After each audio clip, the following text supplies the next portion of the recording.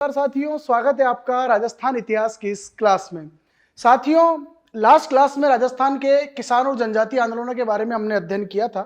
आधुनिक राजस्थान से संबंधित एक और महत्वपूर्ण क्लास जिसमें राजस्थान का ये जो मैटर है जो आज इस क्लास में हम पढ़ने वाले हैं, ये कई किताबों में या तो नहीं दिया जाता है या फिर दिया जाता है तो काफी गलत तरीके से दिया जाता है, और लगभग कोचिंग संस्थानों के अंदर भी ये वाला जो टॉपिक है वो पढ़ाया नहीं जाता। लेकिन वर्तमान ट्रेंड को अगर हम देखें तो एग्जाम में एक आध क्वेश्चन यहां से जरूर पूछे जाते हैं।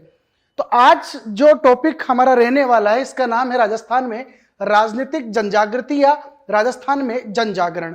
तो जो राजस्थान में 1857 की क्रांति हुई, राजस्थान में जो किसान और जनजातीय आंदोलन हुए, प्रजामंडल आंदोलन हुए, इन आंदोलनों के पीछे पृष्ठभूमि तैयार करने में, इनके बैकग्राउंड में जो चीजें काम कर रही थी, जैसे कुछ महत्वपूर्ण क्रांतिकारी हैं, उन क्रांतिकारियों के द्वारा लोगों में जनजागृति फैलाई जा रही थी।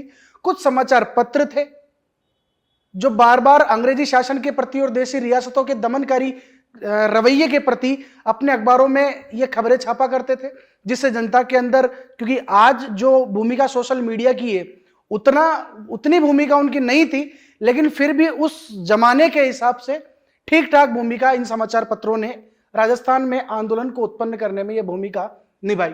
उसके बाद अगर हम देखें तो कुछ राजनीतिक संगठन या संस्थाएं ऐसी थी जिन्होंने अपने अपने क्षेत्र में अपने हकों के लिए आवाज उठाना शुरू किया। जैसे मेवाड़ क्षेत्र के अंदर अलग राजनीतिक संगठन काम कर रहे हैं, मारवाड़ क्षेत्र में अलग राजनीतिक संगठन तैयार हो रहे हैं। तो इन राजनीतिक संगठनों के द्वारा, कुछ क्रांतिकारियों के द्वारा और कुछ समाचार पत्रों के द्वारा या कुछ विशेष व्यक्तित्व जो थे, जैसे स्वामी दयानंद सरस्वती का नाम सबसे अग्रणी रहेगा इसमें, इनकी क्या भूमिका रही राजस्थान के लोगों में एक जनजागृति पैदा करने में, उससे रिलेटेड आज ये सेशन हमारा रहने वाला है। और ईमानदारी की बात है कि यहां से एक दो प्रश्न हर एग्जाम के अंदर आते हैं और लगभग सभी स्टूडेंट जो है वो सवाल गलत यहां से करके आते हैं, क्योंकि यहां ये वाला जो टॉपिक है वो न तो नोट्सों के अंदर लिखवाया जाता, न किसी कोचिंग के अंदर पढ़ाया जाता। तो आज इस टॉपिक को लेकर हम चर्चा करने वाले हैं। इसका नाम है राजस्थान में जन जागृति। राजस्थान के लोगों को जगाने के लिए जिन चीजों ने अपनी महत्वपूर्ण भूमिका निभाई उसके बारे में इसमें हम चर्चा करेंगे, जिनमें सबसे पहले नाम आएगा स्वामी दयानंद सरस्वती का योगदान। स्वामी दयानंद सरस्वती का क्या योगदान रहा? आर्य समाज जो स्वामी दयानंद सरस्वती के द्वारा शुरू किया गया था, उस आर्य समाज ने किस प्रकार अपने एजेंडे को राजस्थान के अंदर फैलाया, उसकी चर्चा करेंगे। फिर भारतीय राष्ट्रीय कांग्रेस जो 28 दिसंबर 1885 को एक राष्ट्रीय आंदोलन शुरू करने के लिए जो राजनीतिक संस्था भारत में स्थापित हुई थी, वो राष्ट्रीय कांग्रेस, उस राष्ट्रीय कांग्रेस से प्रभावित होकर राजस्थान के कुछ नव युवकों के द्वारा अजमेर क्षेत्र के अंदर राजस्थान में भी कांग्रेस की स्थापना की गई थी, और किस प्रकार कांग्रेस के अधिवेशनों में राजस्थान के प्रतिनिधि मंडलों ने, राजस्थान के नवयुवकों ने बढ़ चढ़कर हिस्सा लिया और अपने यहां हो रहे अंग्रेजी शोषण और राजपूत शासकों के द्वारा जो शोषण किया जा रहा था उनके खिलाफ उन अधिवेशनों में आवाज उठाने का प्रयास किया। उसके बाद समाचार पत्रों की क्या भूमिका रही, क्योंकि साहित्य और समाचार पत्र जो है वो समाज का आईना होता है, समाज का दर्पण होता है, मिरर ऑफ सोसाइटी, और तत्कालीन परिस्थितियों को महसूस करते हुए साहित्य या समाचार पत्र लिखे जाते हैं। तो उन समाचार पत्रों की राजस्थान में जागृति लाने में क्या भूमिका रही, ये भी हम इसमें पढ़ेंगे। इसके बाद कुछ राजनीतिक संगठन है और कुछ सामाजिक संगठन है, इनके बारे में भी इस विषय में हम इस टॉपिक में चर्चा करने वाले हैं। साथियों, स्टार्ट करते हैं हम स्वामी दयानंद सरस्वती। दयानंद सरस्वती, जैसा कि आप सभी को पता है कि 1824 में गुजरात के मोरवी परगने के टंकरा गांव में इनका जन्म हुआ था, और इनके द्वारा बंबई में आर्य समाज की स्थापना की गई थी। ये आर्य समाज के माध्यम से अपने एजेंडे को फैलाना चाहते थे, और इनका मुख्य उद्देश्य था वेदों की ओर लौटो। इनका जो मुख्य नारा था वेदों की ओर लौटो। इनका मानना था कि बुरे से बुरा स्वराज्य भी अच्छे से अच्छे अंग्रेजी राज्य से अच्छा है। तो अंग्रेजी राज्य के बिल्कुल खिलाफ थे, अंग्रेजी शिक्षा के बिल्कुल खिलाफ थे, समाज में व्याप्त कुरीतियों के बिल्कुल खिलाफ थे, और वैदिक शिक्षा और प्राचीन शिक्षा पद्धति के ये समर्थक थे। सत्यार्थ प्रकाश नाम से इन्होंने एक प्रसिद्ध रचना लिखी, 1874 में, और 1875 में आर्य समाज इनके द्वारा स्थापित किया गया। इसी आर्य समाज के तहत इन्होंने एक आंदोलन चलाया जिसका नाम था शुद्धि आंदोलन। और जो शुद्धि आंदोलन था, इसका एक ही उद्देश्य था कि उस समय चूंकि ईसाई मिशनरी बड़े मार्जिन पर धर्म परिवर्तन करवा रहे थे, हिंदू से मुस्लिम बनाया जा रहा था, हिंदू से ईसाई बनाया जा रहा था, और हिंदू धर्म का दुष्प्रचार करके वो लोग अपने धर्म की संख्या बढ़ाना चाह रहे थे। उसी समय स्वामी दयानंद सरस्वती के द्वारा स्वराज्य का नारा दिया गया। उसी समय स्वामी दयानंद सरस्वती के द्वारा हिंदू से ईसाई या मुस्लिम बन चुके लोगों को वापस हिंदू धर्म में दीक्षित करने के लिए आंदोलन चलाया गया, शुद्धि आंदोलन। और शुद्धि आंदोलन के माध्यम से जिन लोगों ने धर्म परिवर्तन कर लिया था उनको वापस हिंदू धर्म में लाने का प्रयास किया गया। स्वामी दयानंद सरस्वती आधुनिक भारत में अगर देखा जाए तो 19वीं 20वीं शताब्दी के तो जो धर्म सुधार आंदोलन हुए, जो समाज सुधार आंदोलन हुए, उन समाज सुधारकों में राजा राम मोहन राय, स्वामी विवेकानंद और दयानंद सरस्वती, इनकी महत्वपूर्ण भूमिका थी। राजस्थान में भी दयानंद सरस्वती की कर्मस्थली रही और राजस्थान से भी दयानंद सरस्वती एक लंबे समय तक जुड़े रहे। यहां तक कि सत्यार्थ प्रकाश जो 2 खंडों में लिखी गई पुस्तक है वो कंप्लीट भी राजस्थान में ही की गई। तो राजस्थान में दयानंद सरस्वती की क्या भूमिका रही, इसको लेकर हम चर्चा करेंगे और किस प्रकार राजस्थान के शासकों में आर्य समाज के प्रति एक लगाव स्थापित हुआ, अपने अंदर चारित्रिक गुणों का विकास किया और अपनी अपनी रियासतों में जिन शासकों के द्वारा जनता का दमन किया जा रहा था उस जनता के प्रति उन्होंने अपना समर्पण दिखाने की कोशिश की। राजस्थान में अगर बात करें तो राजस्थान में दयानंद सरस्वती सबसे पहले जून 1865 में करौली के अंदर आए थे। और करौली में जब ये आए तो वहां के जो शासक थे और वहां की जो जनता थी उन्होंने बड़ा स्नेह स्वामी दयानंद सरस्वती को दिया और बड़ी संख्या पर लोगों ने आर्य समाज के जो मूलभूत सिद्धांत थे उन सिद्धांतों का अनुसरण किया।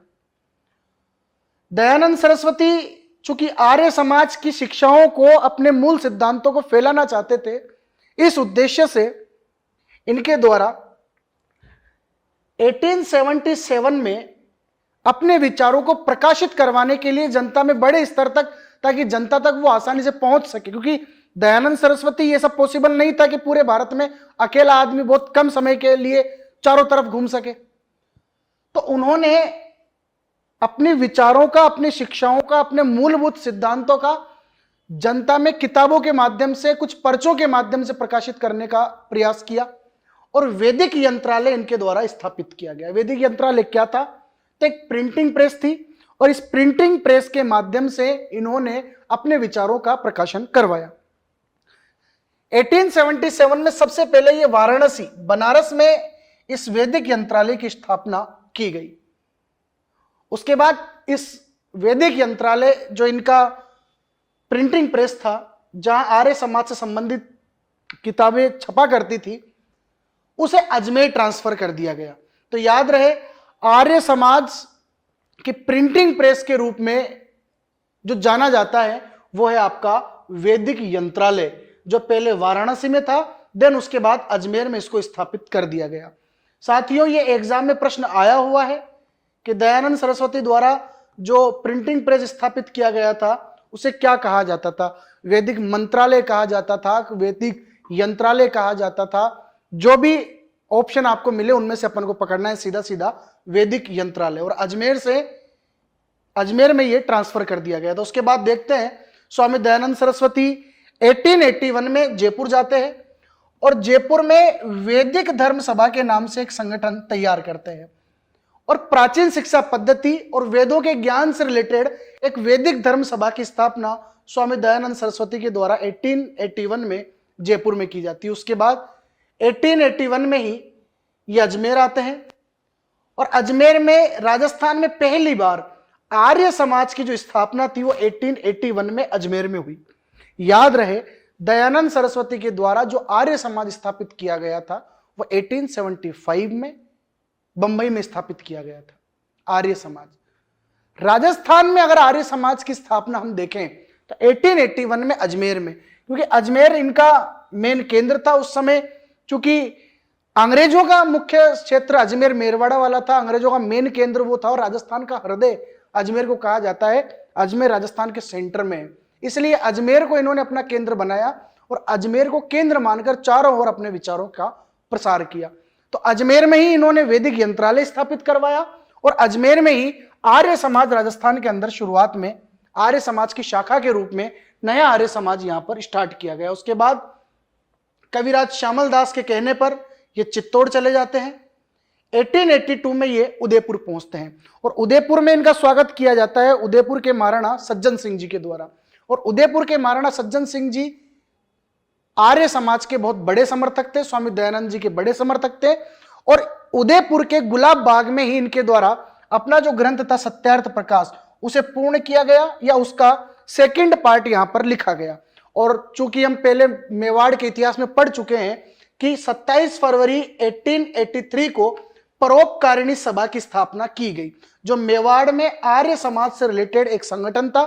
और परोपकारिणी सभा का जो अध्यक्ष बनाया गया वो भी महाराणा सज्जन सिंह को बनाया गया। तो हम यहां ये कह सकते हैं कि उदयपुर के महाराणा सज्जन सिंह जो थे वो स्वामी दयानंद सरस्वती के प्रशंसक थे, इनके फॉलोवर थे और आर्य समाज की सदस्यता वो ग्रहण कर चुके थे और आर्य समाज के मूलभूत सिद्धांतों को वो अपने राज्य में या अपने प्रशासन में अपना चुके थे।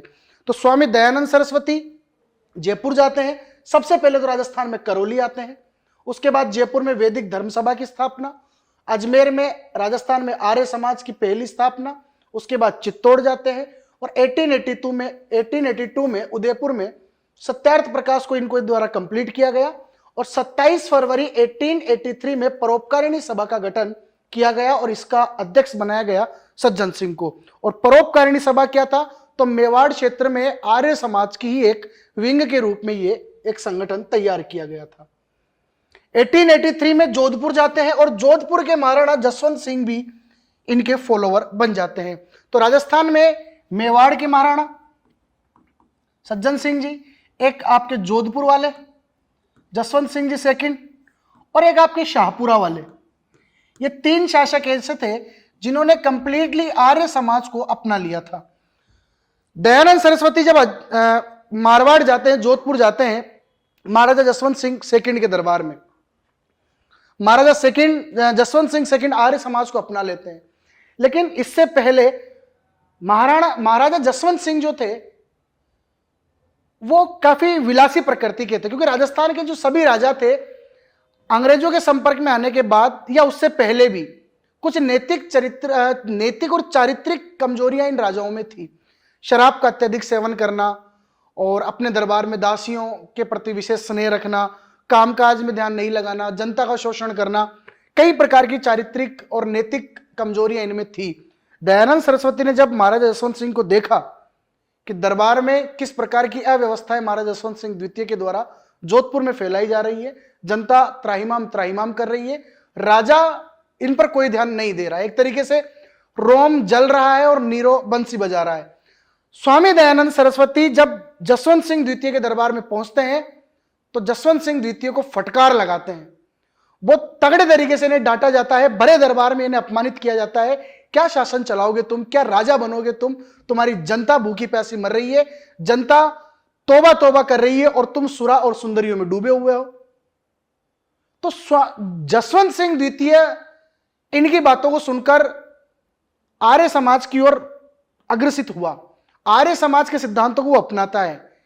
लेकिन जसवंत सिंह की प्रेमिका नन्ही जान, जिसकी वजह से स्वामी दयानंद सरस्वती ने जसवंत सिंह द्वितीय को फटकार लगाई थी, ये बातें इस नन्ही जान के चुभ जाती है और नन्ही जान के द्वारा इन्हें जहर दे दिया जाता है और उसी जहर के कारण अजमेर पहुंचते पहुंचते अजमेर में स्वामी दयानंद सरस्वती की मृत्यु हो जाती है। अब ये स्वामी दयानंद सरस्वती जो थे, ये जब यहां राजस्थान आए थे, इन्होंने क्या विचार फैलाए, तो सबसे पहली बात यह है कि ये साहब वैदिक शिक्षा के समर्थक थे, उधर दूसरी तरफ अंग्रेजी शिक्षा के विरोधी थे, प्राचीन शिक्षा पद्धति पर विश्वास रखते थे, प्राचीन शिक्षा पद्धति में विश्वास रखते थे, क्योंकि वैदिक काल के समर्थक थे तो ये वर्ण व्यवस्था का तो समर्थन करते थे, वर्ण व्यवस्था का समर्थन करते थे, लेकिन जाति व्यवस्था का ये विरोध करते थे। इसके बाद जैसे कि बाल विवाह, पर्दा प्रथा, सती प्रथा, ठीक है, इन सब का ये बाइकआउट किया करते थे। इधर विधवा पुनर्विवाह के ये समर्थक थे, अंतरजातीय विवाह। तो ये सारी चीजें थी कि इन विचारों को फैलाने के लिए स्वामी दयानंद सरस्वती राजस्थान आए, और राजस्थान के कई शासक, जिसमें मेवाड़ वाले महाराणा सज्जन सिंह जी, जोधपुर वाले महाराजा जसवंत सिंह द्वितीय जी और शाहपुरा के शासक, इन्होंने कंप्लीटली आर्य समाज को अपना लिया। इसके अलावा और अगर देखा जाए इनके विचारों का क्या प्रभाव रहा, तो इनके विचारों का सर्वाधिक प्रभाव रहा गुरु गोविंद गिरी में। और गुरु गोविंद गिरी जो थे, वो मैंने आपको बताया था, गुरु गोविंद गिरी के द्वारा जो भगत आंदोलन चलाया था, भगत आंदोलन, इन्हीं के द्वारा 1883 में संप सभा की स्थापना की गई थी। और यह आंदोलन बेसिकली भील और गरासिया जनजाति के राजनीतिक और सामाजिक उत्थान के लिए आंदोलन चलाया गया था, ठीक है। गुरु गोविंद गिरी के ऊपर अगर सबसे ज्यादा प्रभाव किसी व्यक्ति का था, या किसी व्यक्ति से प्रभावित होकर गुरु गोविंद गिरी ने अपने क्षेत्र में सामाजिक सरोकार स्टार्ट किए, तो वो व्यक्ति था गुरु गोविंद गिरी। सबसे ज्यादा प्रभावित ये व्यक्ति रहा। और स्वामी दयानंद सरस्वती से प्रेरणा प्राप्त करने के बाद ही इनके द्वारा भगत आंदोलन चलाया गया, संप सभा की स्थापना की गई, और बेड़ासा ग्राम में भगत पंथ की स्थापना की गई।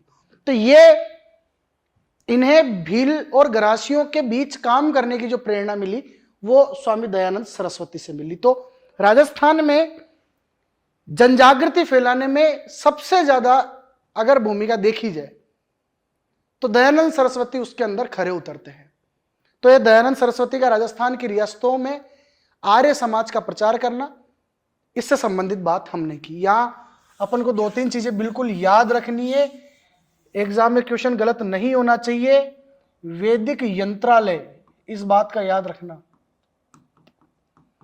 ये इनके द्वारा अजमेर में स्थापित किया गया था, और एक प्रिंटिंग प्रेस था, आर्य समाज से रिलेटेड किताबें छपती थी। उसके बाद राजस्थान में आर्य समाज का मुख्य केंद्र कौन सा था, या आर्य समाज की राजस्थान में स्थापना कहां हुई, देन आंसर होगा वो भी आपका अजमेर। और दयानंद सरस्वती की मृत्यु कहां हुई, तो वो भी आंसर होगा आपका अजमेर। तो ये था राजस्थान में आर्य समाज की भूमिका, स्वामी दयानंद सरस्वती के विचारों के प्रसार। इसके बाद राजस्थान में कांग्रेस की भूमिका। साथियों, हम सभी को यह पता है कि 1885 में एक अंग्रेज रिटायर्ड अधिकारी एलन ऑक्टेवियन ह्यूम, ए ओ ह्यूम के द्वारा इंडियन नेशनल कांग्रेस, भारतीय राष्ट्रीय कांग्रेस की स्थापना की गई। उस समय डफरिन गवर्नर जनरल के पद पर हुआ करता था, और स्टार्टिंग में ये जो कांग्रेस की स्थापना की गई थी, वो अंग्रेजों ने सेफ्टी वॉल्व के रूप में की थी, अपने रक्षक के रूप में की थी, ताकि भारतीय जनता, जिस प्रकार 1857 की क्रांति में भारतीय जनता ने सीधा सीधा अंग्रेजों के ऊपर गुस्सा निकाला था, तो अंग्रेज एक ऐसा मीडिएटर चाहते थे कि जनता पूरा गुस्सा निकाले इसके ऊपर, इस मीडिएटर के ऊपर। लेकिन इस मीडिएटर पार्टी के बीच में या इस संगठन में ऐसे लोग हम बिठाएंगे जो हमारे कृपा पात्र होंगे, और इतने गुस्से से वो बात हमें नहीं कह पाएंगे। तो जनता के गुस्से को अंग्रेजों तक बीच में रोकने के लिए इंडियन नेशनल कांग्रेस की स्थापना की गई थी। लेकिन अंग्रेज जो सोचकर जिस काम को किया, वो धीरे धीरे उन्हीं के खिलाफ हो गया, क्योंकि इंडियन नेशनल कांग्रेस के नेतृत्व में राष्ट्रीय आंदोलन चलाया गया, भारतीय राष्ट्रीय आंदोलन। और इस राष्ट्रीय आंदोलन में 3 चरण हमने देखे। प्रथम चरण जो था वो 1885 से लेकर 1905 तक। फिर यहां तक जो आंदोलन था, यहां तक तो कांग्रेस एक तरीके से अगर देखा जाए तो अंग्रेजों की पार्टी के रूप में काम करती है, क्योंकि यहां पर जो थे वो नरम दल के नेता थे। लेकिन इसके बाद 1905 में बंगाल विभाजन हुआ और 1905 से लेकर 1919 तक यहां पर एक तरीके से देखा जाए तो कांग्रेस पर गर्म दल के नेताओं का प्रभुत्व रहा, जैसे बाल गंगाधर तिलक, लाला लाजपत राय, विपिन चंद्र पाल, अरविंद घोष। इन लोगों की भूमिका यहां पर द्वितीय चरण में मुख्यतः रही। तीसरा चरण 1919 से 1947 देश की आजादी तक रहा और यहां पर मोहनदास करमचंद गांधी, महात्मा गांधी जो थे, इन गांधी जी के नेतृत्व में पूरा राष्ट्रीय आंदोलन चला। ठीक है, तो ये राष्ट्रीय आंदोलन शुरुआत में इंडियन नेशनल कांग्रेस 1885 से लेकर 1905 तक अंग्रेजों के हितों को साधती रही। प्रत्यक्ष रूप से तो ये अंग्रेजों की कोई पार्टी नहीं थी, लेकिन भारतीयों के लिए इसने वो नहीं कर पाई जो ये भारतीय इससे जो उम्मीद लगा के बैठे थे। जनता जो उम्मीद कांग्रेस से लगाकर बैठी थी, कांग्रेस के नेताओं से लगाकर बैठी थी, इस प्रथम चरण में वो काम नहीं हुए। बाद में तो 1905 से 1919 और 1919 से 1947 के चरणों में कांग्रेस ने महत्वपूर्ण भूमिका निभाई। राजस्थान के जो नवयुवक थे कांग्रेस से प्रेरित थे, कांग्रेस के अधिवेशनों में जाते थे और कांग्रेस की स्थापना होने के बाद यह सोचते थे कि राजस्थान में जिस प्रकार भारत में अंग्रेजों के खिलाफ यह पार्टी लड़ रही है, उसी प्रकार राजस्थान में भी तो अंग्रेज हैं और राजस्थान में अंग्रेजों के सबसे बड़े समर्थक देसी रियासतों के राजपूत शासक हैं, उनके मंत्री हैं, तो ये भी तो हमारा शोषण कर रहे हैं।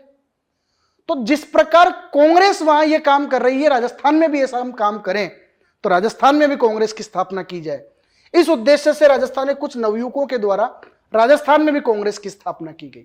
तो कांग्रेस की स्थापना, पहला अधिवेशन इसका 28 दिसंबर 1885 को हुआ और बंबई में इसका पहला अधिवेशन किया गया था। राजस्थान की अगर बात करें तो राजस्थान में कांग्रेस की स्थापना 1887 में हुई। इसके 2 साल बाद 2 साल तक इन्होंने अपनी पूरी कार्यप्रणाली समझी, किस प्रकार कांग्रेस के अधिवेशन होते हैं, कांग्रेस के अधिवेशनों को किस प्रकार संचालित किया जाता है, क्या क्या डिमांड रखी जाती है, कैसे काम किया जाता है। 2 साल तक पूरा कामकाज समझने के बाद राजस्थान के नवयुवकों ने अपनी खुद की कांग्रेस बना ली। 1887 में अजमेर कॉलेज के, अजमेर राजकीय महाविद्यालय के कुछ छात्र थे, इन छात्रों के द्वारा कांग्रेस की स्थापना की गई और इन छात्रों में मेन जो लीडर थे फतेहचंद खूबिया, राम गोपाल कायस्थ और हरविलास शारदा। इन 3 लोगों की महत्वपूर्ण भूमिका रही। और हरविलास शारदा, आपने नाम सुना होगा, राजस्थान में पूरे भारत में प्रसिद्ध है शारदा एक्ट के लिए। और शारदा एक्ट 1929 बाल विवाह के संबंध में था, बाल विवाह पर प्रतिबंध लगाने के संबंध में, या वही हरविलास शारदा है। इनकी मुख्य भूमिका रही राजस्थान में कांग्रेस को की स्थापना करने में। इसके बाद अगर हम देखें तो कांग्रेस का एक अधिवेशन हुआ 1888 में, उसे कहा जाता है इलाहाबाद अधिवेशन, क्योंकि इलाहाबाद में यह अधिवेशन हुआ और इसके अध्यक्ष हुआ करते थे जॉर्ज यूल। George Yule. इस इलाहाबाद अधिवेशन में पहली बार राजस्थान के लोगों ने इस अधिवेशन में पहली बार भाग लिया। तो कांग्रेस के किस अधिवेशन में पहली बार राजस्थानी लोगों का प्रतिनिधिमंडल गया था? तो राजस्थान का प्रतिनिधित्व पहली बार इलाहाबाद अधिवेशन में गया था। और इलाहाबाद अधिवेशन में राजस्थान का प्रतिनिधित्व करने वाले लोगों में नाम आता है गोपीनाथ माथुर और किशनलाल। ये 2 व्यक्ति थे जिन्होंने राजस्थान का नेतृत्व किया।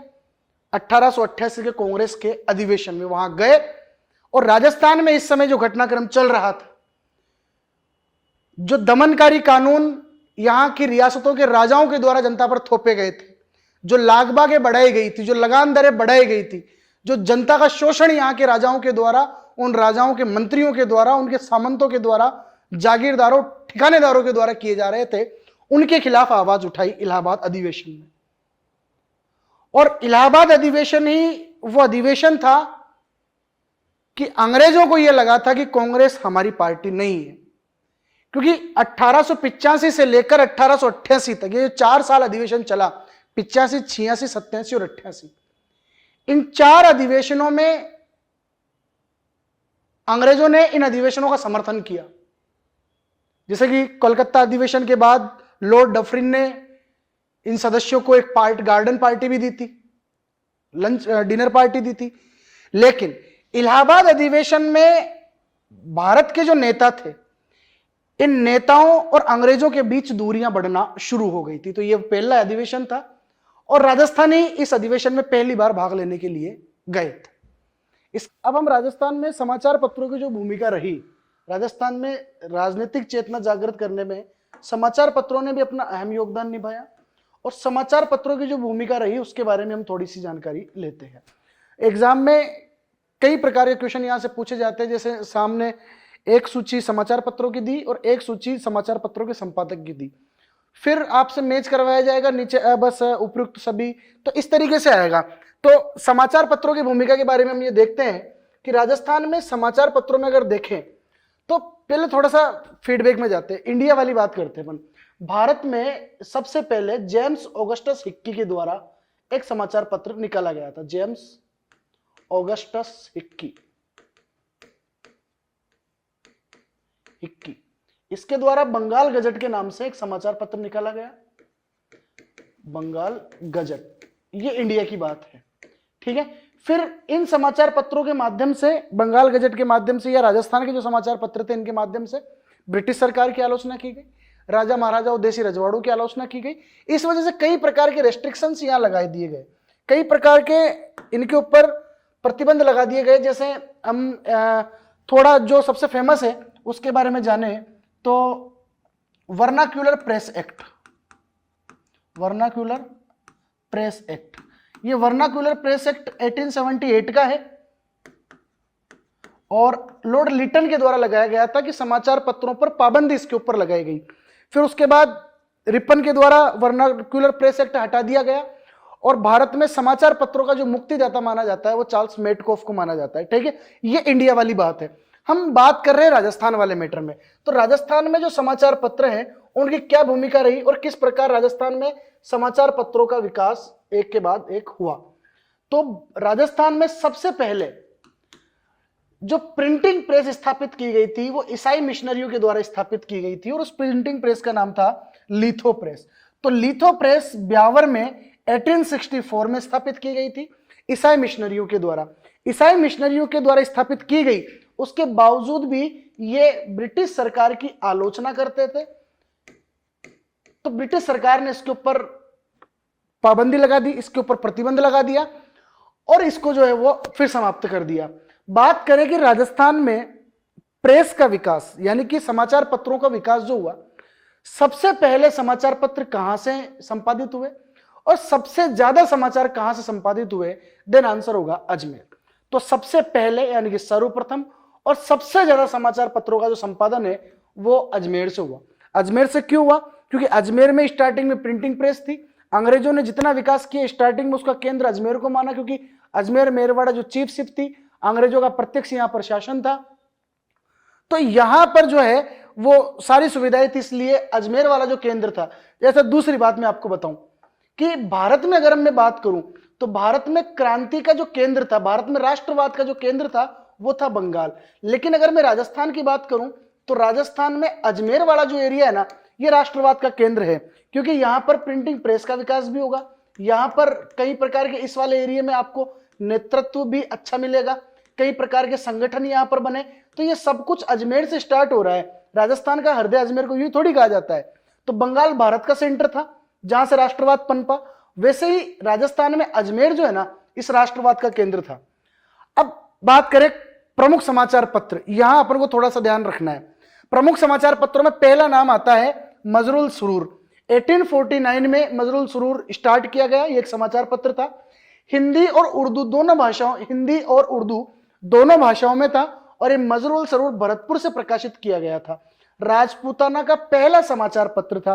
अब राजस्थान में समाचार पत्रों की शुरुआत ही चूंकि मजरूल सुरूर से हो रही है, इसलिए ये हमारे लिए इंपोर्टेंट बन जाता है। तो प्रश्न है राजस्थान का पहला समाचार पत्र कौन सा है? तो राजस्थान का पहला समाचार पत्र भरतपुर से निकला मजरूल सुरूर है। उसके बाद राजपूताना गजट, 1885 में एक समाचार पत्र निकला राजपूताना गजट। गजट मतलब सरकारी खबरें इसके अंदर है। तो राजपूताना गजट अजमेर से निकाला गया, याद रखना ये अजमेर। सबसे ज्यादा समाचार पत्र अजमेर से निकाले जाएंगे। तो राजपूताना गजट जो है वो अजमेर से प्रकाशित किया गया, अजमेर से संपादित किया गया। और इसके जो संपादक हैं मौलवी मुराद अली, जिन्हें बीमार के नाम से जाना जाता था, इनका उपनाम था, टाइटल था बीमार।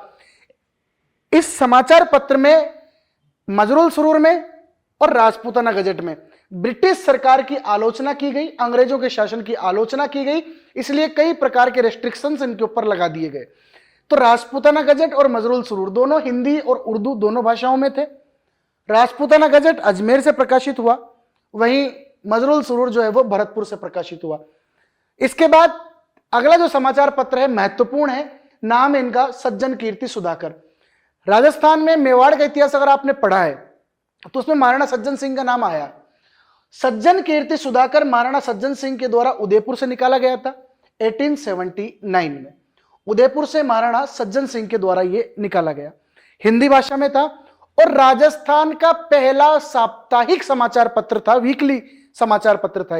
राजस्थान का फर्स्ट वीकली न्यूज़पेपर, राजस्थान का पहला साप्ताहिक समाचार पत्र जो हिंदी में निकला था, यह आंसर होगा आपका सज्जन कीर्ति सुधाकर।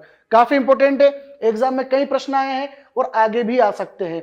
तो राजस्थान में हिंदी का प्रथम साप्ताहिक समाचार पत्र कौन सा था? सज्जन कीर्ति सुधाकर। और आर्य समाज से संबंधित कई बातें, इसमें आर्य समाज के मूल सिद्धांतों की बातें सज्जन कीर्ति सुधाकर में की गई। क्योंकि मैंने अभी थोड़ी देर पहले आपको बताया है, जब राजस्थान में आर्य समाज की भूमिका हमने पढ़ी तो मेवाड़ के महाराणा सज्जन सिंह जो थे आर्य समाज के प्रशंसक थे, आर्य समाज के फॉलोवर थे, दयानंद सरस्वती को ये फॉलो किया करते थे। आर्य समाज से रिलेटेड कई चीजें इन्होंने यहां प्रकाशित की। तो सज्जन कीर्ति सुधाकर राजस्थान का पहला साप्ताहिक हिंदी समाचार पत्र के रूप में सामने आता है। इसके बाद मैं बात करूं राजपूताना हेराल्ड।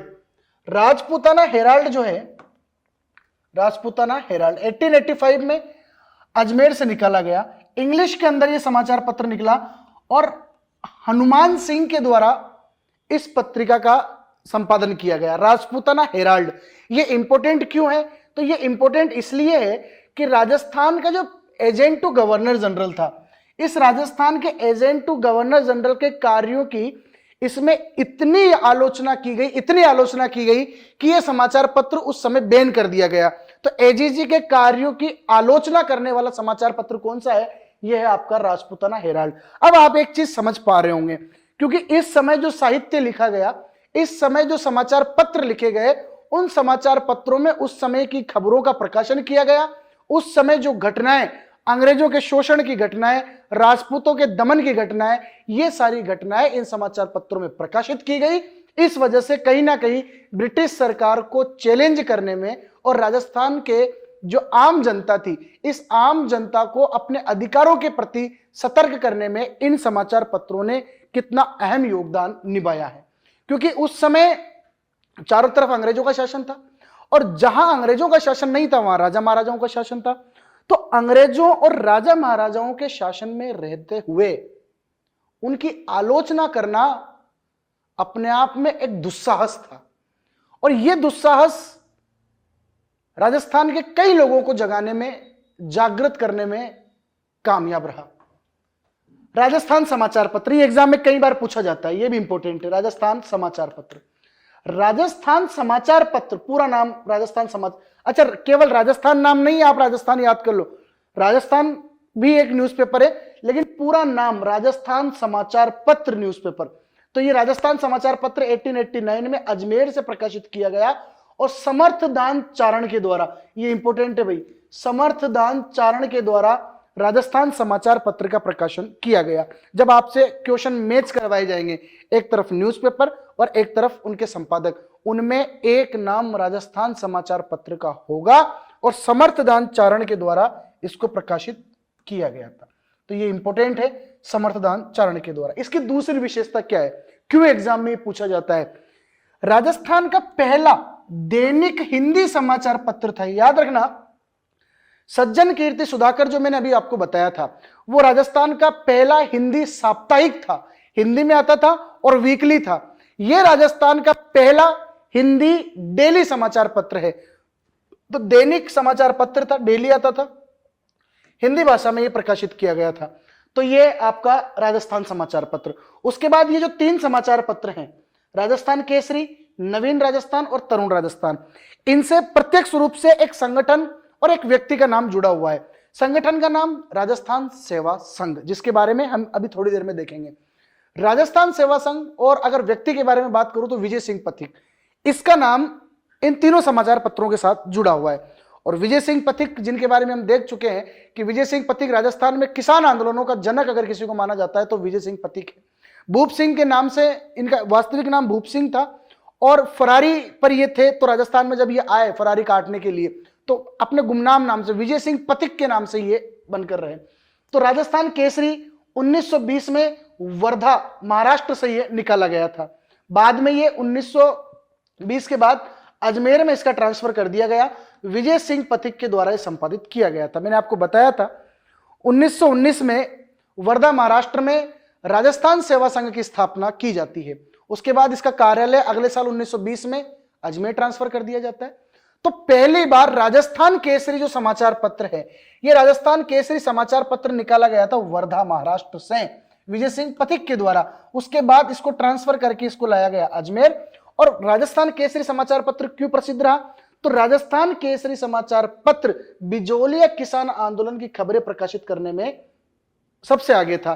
तो एक तो मैंने आपको नाम बताया था प्रताप, बिजोलिया किसान आंदोलन को राष्ट्रीय स्तर की पहचान दिलाई थी प्रताप ने, ये नो डाउट। लेकिन राजस्थान केसरी ने भी इस प्रताप की जितनी ही भूमिका राजस्थान में निभाई। तो वर्धा महाराष्ट्र से ये विजय सिंह पथिक के द्वारा निकाला जाता था। उसके बाद 1922 में एक समाचार पत्र राजस्थान सेवा संघ के नेतृत्व में निकाला गया। और राजस्थान सेवा संघ चूंकि अपने आप में इसके सर्वे सर्वा विजय सिंह पथिक थे, विजय सिंह पथिक, ठीक है। तो राजस्थान सेवा संघ का मतलब भी हम यहां विजय सिंह पथिक को ही लेंगे। अब राजस्थान सेवा संघ में विजय सिंह पथिक है, विजय सिंह पथिक के अलावा हरिभाई किंकर हैं, उसके जमनालाल बजाज हैं, माणिक्यलाल वर्मा है, राम नारायण चौधरी हैं। ये सभी इस राजस्थान सेवा संघ के मुख्य सदस्यों के रूप में जाने जाते हैं। इनके द्वारा नवीन राजस्थान नाम से एक समाचार पत्र निकाला गया। बिजोलिया और बिजोलिया के ठिकानेदार और मेवाड़ महाराणा के खिलाफ इसमें भर के आलोचनाएं की गई, इसलिए इस समाचार पत्र पर बैन लगा दिया गया। तो नवीन राजस्थान पर बैन लगने के बाद अगले साल 1923 में इसका नाम चेंज कर दिया गया, और नाम चेंज करके कर दिया गया इसका तरुण राजस्थान। ये दोनों समाचार पत्र अजमेर से निकलते थे, ठीक है। राजस्थान केसरी स्टार्टिंग में वर्धा से निकलता था, बाद में उसको भी अजमेर ट्रांसफर कर दिया गया। तो ये राजस्थान केसरी, नवीन राजस्थान, तरुण राजस्थान, राजस्थान के किसान आंदोलनों की खबरें इनके अंदर प्रकाशित की गई, चाहे वो बिजोलिया किसान आंदोलन हो, चाहे वो बरड़ बूंदी का आंदोलन हो, चाहे वो आपका नीमूचड़ा हत्याकांड हो, चाहे बेगू किसान आंदोलन हो। इन सब की खबरें जो है इनके माध्यम से जनता में पहुंचाई गई।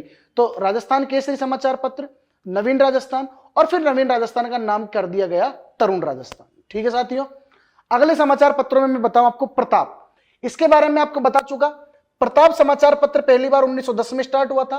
कानपुर में गणेश शंकर विद्यार्थी के द्वारा यह निकाला जाता था।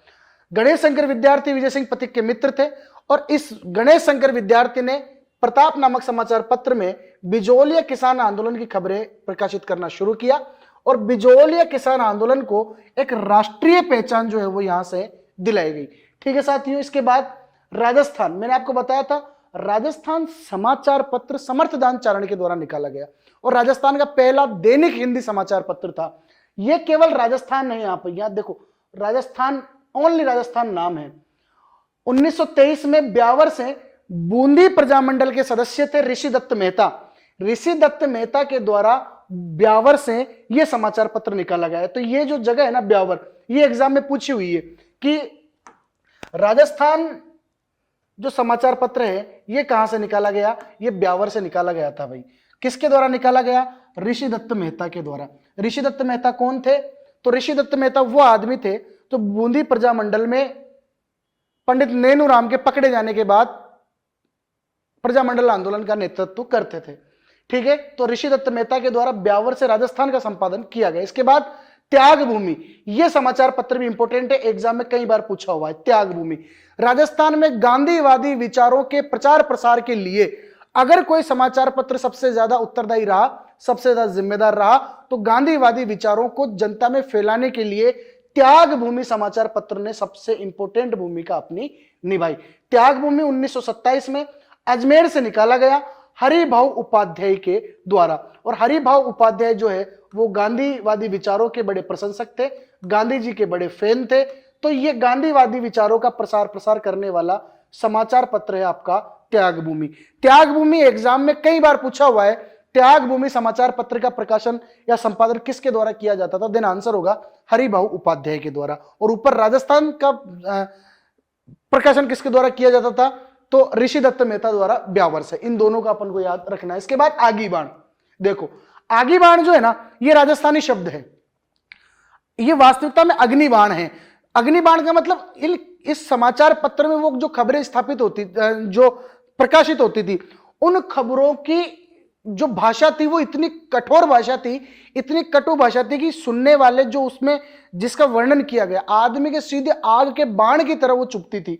तो ये आगी बाण जो है ना, ये राजस्थानी भाषा में निकाला गया था और राजस्थानी भाषा का पहला साप्ताहिक समाचार पत्र था। याद रखना, हिंदी भाषा का पहला साप्ताहिक समाचार पत्र है सज्जन कीर्ति सुधाकर। हिंदी भाषा का पहला दैनिक समाचार पत्र है राजस्थान समाचार पत्र, जो निकाला जा रहा है समर्थदान चारण के द्वारा। इधर राजस्थानी भाषा की अगर मैं बात करूं ना, तो राजस्थानी भाषा में पहली बार अगर कोई साप्ताहिक समाचार पत्र निकला तो नो डाउट वो आगी बाण था, ब्यावर से निकाला गया था और जय नारायण व्यास के द्वारा ये निकाला गया था। जय नारायण व्यास, मारवाड़ का गांधी जय नारायण व्यास। ठीक है साहब। अगला है नवज्योति, अजमेर से निकाला गया राम नारायण चौधरी के द्वारा। और राम नारायण चौधरी के बाद इसका संपादन किसके द्वारा किया गया? तो कैप्टन दुर्गा प्रसाद चौधरी के द्वारा इसका संपादन किया गया। पहले राम नारायण चौधरी, नवज्योति अजमेर से, और राम नारायण चौधरी के बाद कैप्टन दुर्गा प्रसाद। आगे बात करूं नवजीवन, नवजीवन भी अजमेर से निकाला जाता था, कनक मधुकर इसके संपादक थे। इसके बाद लोकवाणी 1943 में देवी शंकर तिवारी, जो जयपुर प्रजामंडल से संबंधित हैं, बाद में सरकार में इनकी महत्वपूर्ण भूमिका रही देवी शंकर तिवारी की। तो लोकवाणी समाचार पत्र इनके द्वारा निकाला गया। अगला है यंग राजस्थान, राम नारायण चौधरी के द्वारा अजमेर से प्रकाशित किया जाता था। और देखो नाम में ही सीधा लिखा हुआ यंग राजस्थान, यंग राजस्थान, तो ये अंग्रेजी का शब्द है। तो यंग राजस्थान जो है ना, ये अंग्रेजी भाषा में निकाला गया और 1929 में अजमेर से निकाला गया राम नारायण चौधरी के द्वारा। इसके बाद सर्वहित, ये भी एग्जाम में कई बार पूछा जाता है भाई। सर्वहित जो है ना, ये राम प्रताप शर्मा के द्वारा बूंदी से संपादित किया जाता था और ये राजस्थान का पहला ऐसा समाचार पत्र था जिस पर समाचार पत्र की मुद्रक संख्या, जो इनकी मुद्रण संख्या थी, भाई कितने नंबर का समाचार पत्र है, कौन सा वाला, तो ये मुद्रण संख्या जो है ना, ये अगर किसी समाचार पत्र पर पहली बार लगाई गई तो मुद्रण संख्या पहली बार सर्वहित पर लगाई गई और मुद्रण संख्या सहित प्रकाशित होने वाला पहला समाचार पत्र सर्वहित था, जो बूंदी से राम प्रताप शर्मा के द्वारा संपादित किया जाता था। अब इसमें जो प्रश्न कैसे पूछा जाएगा, प्रश्न आपका आएगा सीधा इस वाले फॉर्मेट में। ये देखो आप, समाचार पत्र सूची ए और सूची बी में संपादक का नाम। पहला है त्यागभूमि, दूसरा है राजस्थान समाचार पत्र, तीसरा सर्वहित और चौथा है नवजीवन। अब इस सूची को इस सूची से मिलाना है, ठीक है। और ये अगर हमने पढ़ा है तो अपन आराम से ये चीज कर पाएंगे। त्यागभूमि, अभी मैंने आपको बताया था कि त्यागभूमि अजमेर से निकाला जाता था और त्यागभूमि प्रसिद्ध है किस बात के लिए? त्यागभूमि प्रसिद्ध है अपने गांधीवादी विचारों के प्रचार प्रसार के लिए। तो गांधीवादी विचारों का प्रचार प्रसार जिस समाचार पत्र में किया गया वो था आपका त्यागभूमि। त्यागभूमि निकाला गया था किसके द्वारा? राम प्रताप शर्मा के द्वारा? नहीं, कनक मधुकर, हरिभाऊ उपाध्याय, समर्थदान चारण। तो इसका जो मैचिंग है ना, वो हरिभाऊ उपाध्याय के साथ जाता है, ठीक है। इसके बाद राजस्थान समाचार पत्र, राजस्थान समाचार पत्र मैंने आपको बताया था राजस्थान का पहला दैनिक समाचार पत्र, जो किस भाषा में था? हिंदी भाषा में। तो राजस्थान समाचार पत्र निकाला गया था किसके द्वारा? तो ये निकाला गया था साहब समर्थदान चारण के द्वारा। उसके बाद सर्वहित, ठीक है। सर्वहित अभी मैंने आपको बताया था, सर्वहित राजस्थान का पहला समाचार पत्र था जिस पर मुद्रण संख्या अंकित होती थी। तो सर्वहित किसके द्वारा निकाला गया? सर्वहित निकाला गया राम प्रताप शर्मा के द्वारा। इसके बाद नवजीवन, और नवजीवन जो है वो निकाला गया कनक मधुकर के द्वारा। तो इस तरीके से ये मैचिंग वाले क्वेश्चन और फिर नीचे किस प्रकार के ऑप्शन दे दिए जाएंगे। तो यहां कुछ बातें अपनी ये हुई इंपॉर्टेंट कि साहब राजस्थान का फर्स्ट न्यूज़पेपर, तो राजस्थान का फर्स्ट न्यूज़पेपर हमारे सामने है जो अभी हमने पढ़ा था, मजहरुल सुरूर, ठीक है, ये भरतपुर से निकलता था, इसके बारे में हम बात कर चुके हैं। उसके बाद राजस्थान का फर्स्ट हिंदी साप्ताहिक समाचार पत्र, देन आंसर होगा सज्जन कीर्ति सुधाकर, ठीक है, ये इंपॉर्टेंट है और यही बार बार एग्जाम में पूछे जाते हैं, सज्जन कीर्ति सुधाकर। इसके बाद राजस्थान का फर्स्ट हिंदी दैनिक समाचार पत्र, ठीक है, देन आंसर हो जाएगा हमारा राजस्थान समाचार पत्र।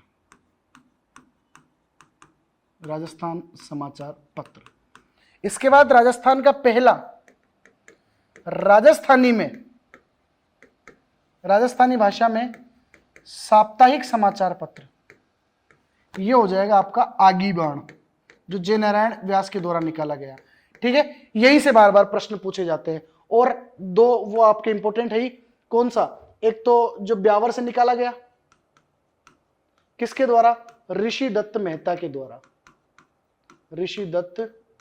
द्वारा, इसका नाम क्या था, इसका नाम था साहब केवल राजस्थान, इस बात का अपन को पता रहना चाहिए। दूसरा एक इंपॉर्टेंट है त्याग भूमि, और त्याग भूमि अजमेर से निकाला गया, ठीक है, अजमेर से, और संपादक का नाम क्या था, तो संपादक का नाम था हरिभाऊ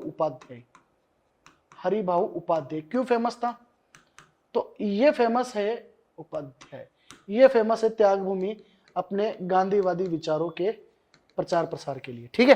तो ये समाचार पत्र थे।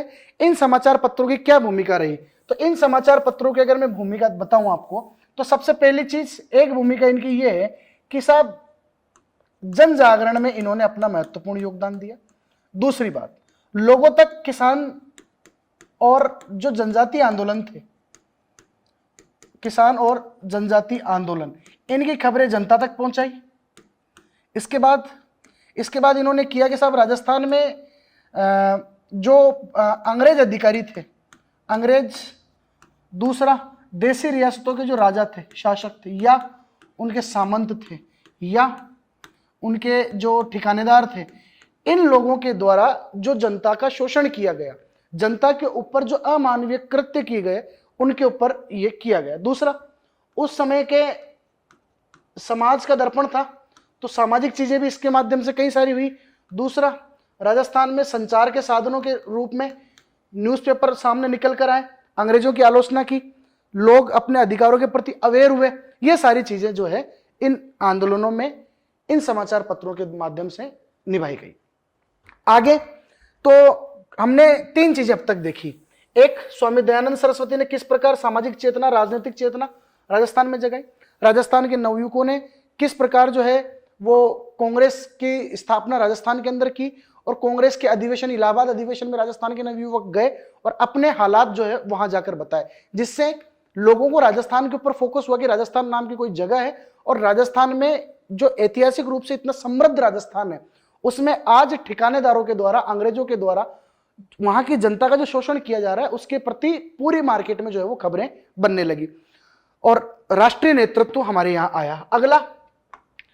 अगली भूमिका हम देखते हैं राजनीतिक संगठनों की। समय समय पर कई राजनीतिक संगठन जो है वो राजस्थान में बने, और इन राजनीतिक संगठनों के माध्यम से लोग बाग एकत्रित हुए, और एकत्रित होने के बाद अगर कोई भी डिसीजन लेना होता था, कोई ज्ञापन देना होता था, या अपनी बात मनवानी होती थी, तो संगठित रूप से अपनी बात ये लोग रखने लगे। जिस प्रकार भारतीय राष्ट्रीय कांग्रेस 1885 में स्थापित हुई, और भारतीय राष्ट्रीय कांग्रेस में साल भर के जो मुद्दे थे, आखिरी में एक अधिवेशन बुलाया जाता था दिसंबर में, और साल भर में क्या क्या हुआ उसकी चर्चा की जाती थी, और नेक्स्ट ईयर हमें क्या करना है इसके बारे में भी चर्चा की जाती थी। तो लोगों को यह समझ में आ चुका था कि हमें भी अगर हमारी बात मनवानी है, हमारी बात अगर आगे पहुंचा नहीं है तो हमें संगठित होना पड़ेगा, संगठन के रूप में हमें काम करना पड़ेगा। क्योंकि अगर गांव में अगर 50 आदमी परेशान है तो एक आदमी जाएगा महाराणा से शिकायत करने, फिर 2 आदमी जाएंगे महाराणा से शिकायत करने, और इस प्रकार से अगर देखा जाए तो महाराणा किसी की शिकायत नहीं सुनेगा, क्योंकि वो व्यक्तिगत शिकायत हो जाती है। सामूहिक रूप से अगर संगठन बनाया जाता, देखो सीधी सी बात है, संगठन में शक्ति है। अगर आप एकजुट रहोगे तो 4 लोग आपकी बात मानेंगे। तो ये राजनीतिक संगठनों की भी महत्वपूर्ण भूमिका राजस्थान में रही। अब महत्वपूर्ण राजनीतिक संगठन कौन कौन से थे इनके बारे में देखते हैं।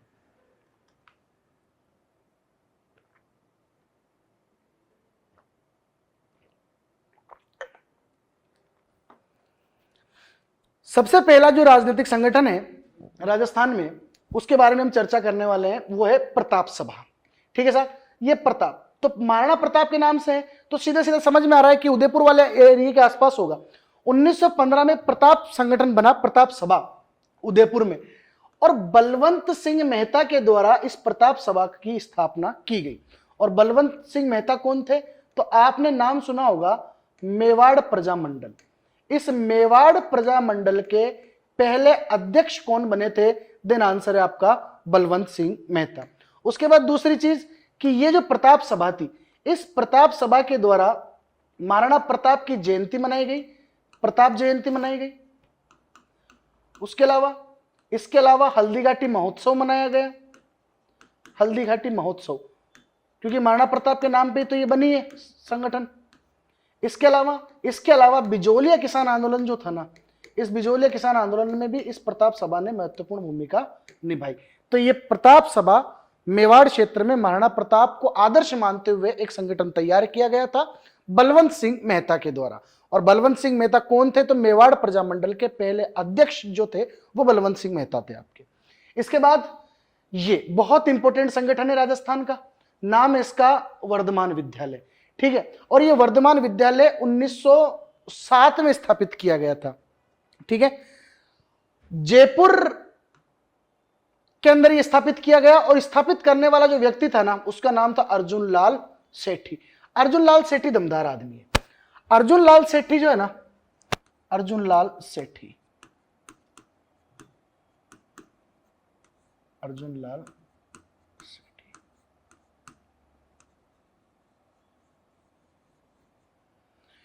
अर्जुन लाल सेठी को जो जयपुर रियासत है, जयपुर रियासत के प्रधानमंत्री के पद का प्रलोभन दिया गया। बड़े क्रांतिकारी थे, राष्ट्रीय स्तर के क्रांतिकारियों से प्रेरणा प्राप्त थे, उनके मार्गदर्शन में काम किया करते थे। इनको जयपुर सरकार की तरफ से ऑफर मिला कि आप हमारे प्रधानमंत्री बन जाओ, क्योंकि पढ़े लिखे आदमी थे। इसलिए यही वो व्यक्ति है जिसने कहा था कि अगर मैं अंग्रेजों की नौकरी करूंगा तो फिर इन अंग्रेजों को भारत से भगाएगा कौन? तो मैं कोई नौकरी नहीं करूंगा, मेरा मेन उद्देश्य जो है वो क्या है? अंग्रेजों को भारत से बाहर भगाना। अर्जुन लाल सेठी के द्वारा जो ये वर्धमान विद्यालय स्टार्ट किया गया, वर्धमान विद्यालय, इस वर्धमान विद्यालय में ऐसा नहीं है कोई पढ़ाया जाता था, कोई पाठ पढ़ाए जाते थे। इसके माध्यम से लोगों को सशस्त्र क्रांति के बीज बोए जाते थे लोगों के अंदर, यानी कि यहां पर लोगों को अस्त्र शस्त्र की शिक्षा दी जाती थी, अस्त्र शस्त्र की शिक्षा, हथियार चलाना सिखाया जाता था। और यही वो स्थान था वर्धमान विद्यालय जहां से आपके जोरावर सिंह बारेट, प्रताप सिंह बारेट निकल कर गए, यहीं से पास आउट थे वो।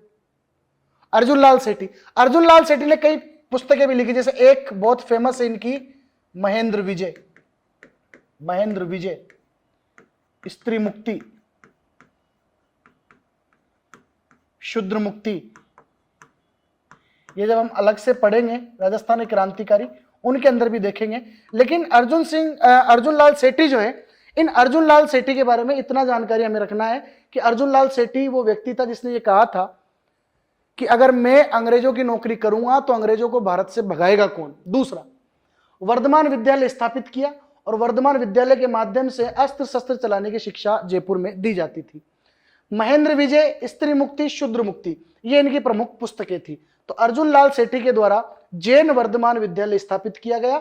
और इसका उद्देश्य क्या था? इसका उद्देश्य था साहब अस्त्र शस्त्र चलाने की शिक्षा देना, राजस्थान में सशस्त्र क्रांति के लिए नए क्रांतिकारी तैयार करना। अगला है सर्वहितकारिणी सभा, मोस्ट इंपोर्टेंट। 1907 में, इंपोर्टेंट है भाई, इंपोर्टेंट क्या अपना लिखा है वह सारा इंपोर्टेंट है, फालतू की बातें अपन ने पूरे वीडियो में लिखवाई नहीं कहीं भी। सर्वहितकारिणी सभा 1907 में चूरू में बनी है। ये सर्वहितकारिणी सभा चूरू में बनी है। नाम जिसका इसके संस्थापक है वो है कन्हैयालाल ढूंढ। और कन्हैयालाल ढूंढ के बाद एक व्यक्ति और इससे जुड़ते हैं जिनका नाम है स्वामी गोपाल दास। 1907 में ये बनी थी, कन्हैयालाल ढूंढ के द्वारा स्थापित की गई थी। बाद में इसका महत्व थोड़ा कम हुआ तो स्वामी गोपाल दास के द्वारा इसका पुनर्गठन किया गया। इसकी सबसे इंपॉर्टेंट बात क्या है? यह प्रश्न क्यों आएगा? यह प्रश्न इसलिए आएगा कि यही वो संगठन था जिसने दलितों की शिक्षा के लिए कबीर पाठशाला और महिला शिक्षा को प्रोत्साहित करने के लिए पुत्री पाठशाला खोले थे। तो पुत्री पाठशाला और कबीर पाठशाला किसके नेतृत्व में चलाए गए? देन आंसर होगा सर्वहितकारिणी सभा जो चूरू में स्थापित की गई थी। उसके बाद वीर भारत सभा। देखो दो संगठन है, एक है वीर भारत सभा, एक है वीर भारत समाज। ये दोनों में कंफ्यूजन रहेगा और जहां पर भी कंफ्यूजन रहेगा वहां से आरपीएससी सवाल पूछेगी, इसको थोड़ा रट के जाना। वीर भारत सभा केसरी सिंह बारट और गोपाल सिंह खरवा के द्वारा ये स्टार्ट किया गया था, वीर भारत सभा। केसरी सिंह बारट कौन? तो आपको ये पता होना चाहिए, केसरी सिंह बारट, अभी हाल ही में केसरी सिंह बारट की जयंती गई है, शाहपुरा के ही रहने वाले थे और पूरे भारत में ये इकलौता परिवार ऐसा था केसरी सिंह बारट का जिसमें खुद केसरी सिंह बारट, इनका भाई जोरावर सिंह बारट, इनका पुत्र प्रताप सिंह बारट और इनका दामाद, मतलब पूरा का पूरा परिवार दामाद सहित क्रांतिकारी बन गए और भारत की मुक्ति के लिए इन्होंने सशस्त्र विद्रोह किए। तो केसरी सिंह बारट शाहपुरा के रहने वाले थे। यही वो केसरी सिंह बारट थे जिन्होंने महाराणा फतेह सिंह को लॉर्ड कर्जन के दरबार में जाने से रोका और चेतावनी राज चूंगटे इनके द्वारा लिखे गए 13 सोटे थे, ये वही केसरी सिंह बारट है। उसके बाद वीर भारत समाज 1910 में, दोनों संगठन एक ही साल बने, वीर भारत समाज और वीर भारत सभा।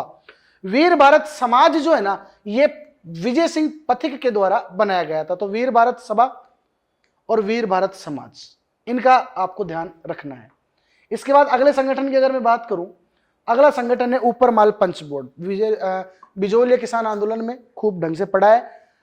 हरियाली अमावस के दिन विजय सिंह पथिक ने ऊपर माल क्षेत्र के, बिजोलिया क्षेत्र के किसानों को एकत्रित करने के लिए वह ऊपर माल पंच बोर्ड का गठन किया था। ठीक है, तो विजय सिंह पथिक का नाम इसके साथ जुड़ा हुआ है। अगला है विद्या प्रचारिणी सभा। जब बिजोलिया किसान आंदोलन पढ़ाया था तब भी मैंने पढ़ाया था आपको विद्या प्रचारिणी सभा। विद्या प्रचारिणी सभा उदयपुर में थी। हरिभाऊ उपाध्याय के द्वारा, हरिभाऊ किंकर, ये दो व्यक्ति, हरिभाऊ उपाध्याय अलग है और हरिभाई किंकर अलग है। हरिभाई किंकर के द्वारा विद्या प्रचारिणी सभा का गठन किया गया था।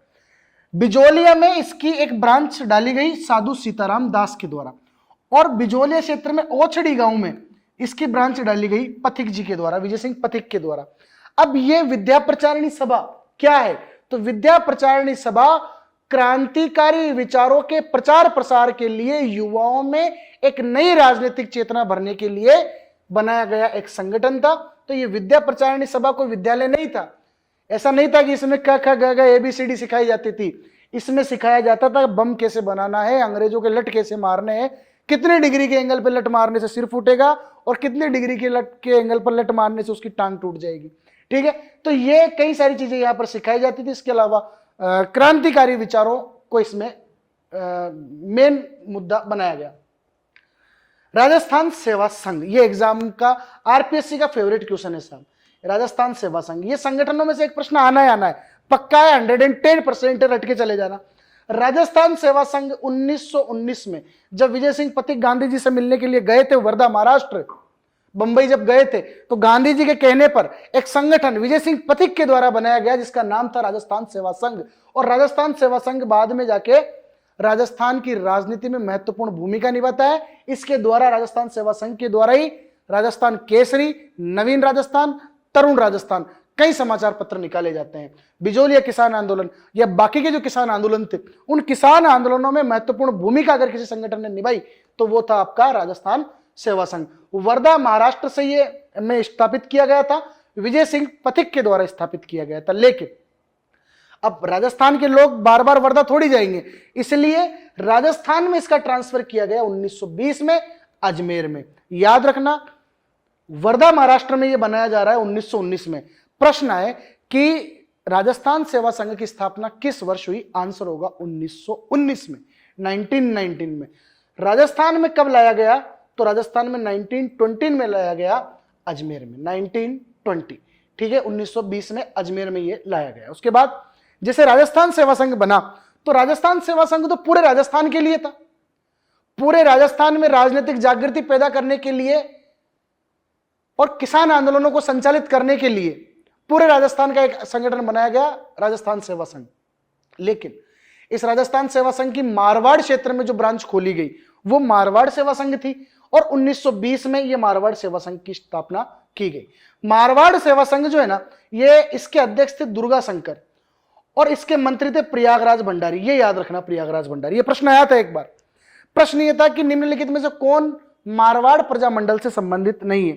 तो मारवाड़ प्रजामंडल में ऑप्शन थे जयनारायण व्यास, चांदमल सुराणा, प्रयागराज भंडारी और एक कोई भी था ऑप्शन। तो प्रयागराज भंडारी मारवाड़ प्रजामंडल के भी सदस्य थे और मारवाड़ सेवा संघ के मंत्री के रूप में भी इन्होंने अपनी महत्वपूर्ण भूमिका निभाई। ये मारवाड़ सेवा संघ जो है ना, ये मारवाड़ सेवा संघ ही बाद में मारवाड़ हितकारिणी सभा के नाम से संगठित किया गया था।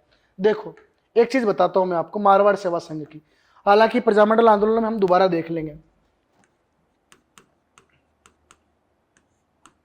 मारवाड़ सेवा संघ